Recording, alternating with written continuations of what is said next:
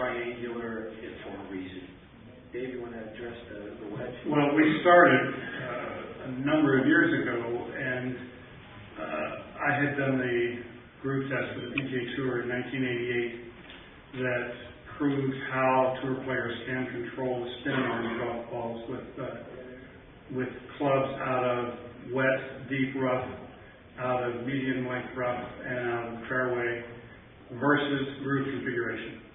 So we did an exhaustive study in '88. It was a part of a major lawsuit which ended up never coming to court, but the grooves were proven then to be effective, and as we were doing those tests, we learned something that was unexpected.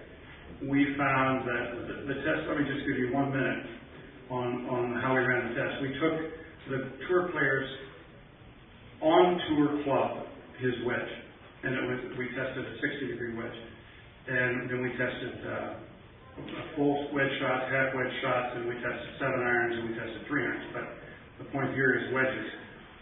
We took their tour club that they played on tour and made their living with, and we took a second club, a backup club that they had. All tour players had backup clubs, but at this point in the season, it was in November. We took that backup club and we matched it exactly to the performance of the in-play club.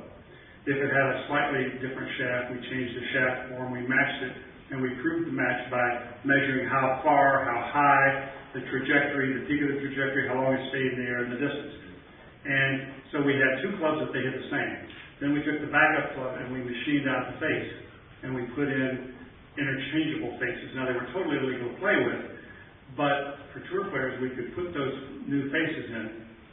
Each face weighed exactly the same, to a fraction of 1 gram, and they all had different grooves in them. So we could have a player hit 5 shots, turn around, put it in face and hit another 5 shots, turn around, put it in face and hit another 5 shots. We had 13 tour players for 18 days in Palm Springs, California. They closed PGA West Stadium course. We measured 250,000 shots.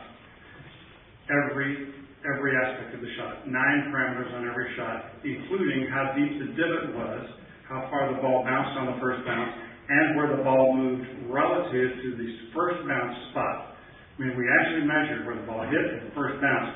Where it touched there is determined by how much spin it has on it. And we measured how much it backed up or how much it released. We found, now, interspersed with all this testing, we would put in the tour player's regular club, just to make sure he wasn't changing his swing or doing anything funny. Now, the tour players could never see the shots. This was all blind testing. They hit the shots if there was a 5-foot screen in front of every green. They could not see the ball react. So we know what these clubs did.